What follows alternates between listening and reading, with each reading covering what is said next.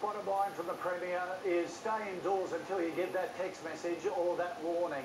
And Mel, it is a bit silly, as you can see behind me here. People crossing the road, having a look around, just a sticky beat to see some of the damage. It is crazy. We're still seeing bits of metal and having to take it away. They're like guillotines. They're like missiles flying through there. So stay put for the time being. Yeah.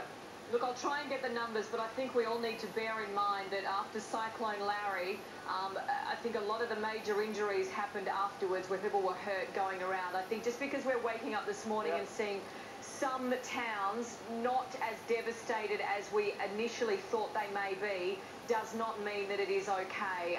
There are pieces of metal and all sorts of things that I can see the same, precariously balanced and branches hanging off. So I think we need to bear that in mind.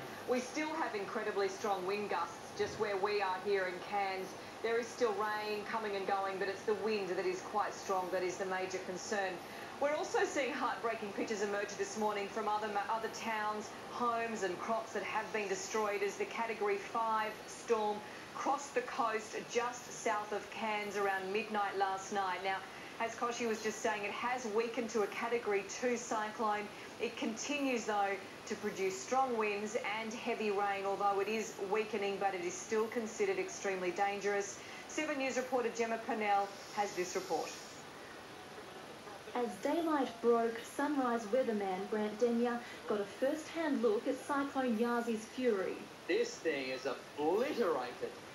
Look at this. It's turned on its side. It's ripped in half. The roof is gone. That is an absolute mess. The Category 5 storm hit at Mission Beach around midnight, with wind speeds reaching 295 kilometres an hour. Its staggering force uprooting trees and knocking over power poles. Fruit and vegetable crops have been annihilated. This is a banana plantation, absolutely flattened and ruined to the ground.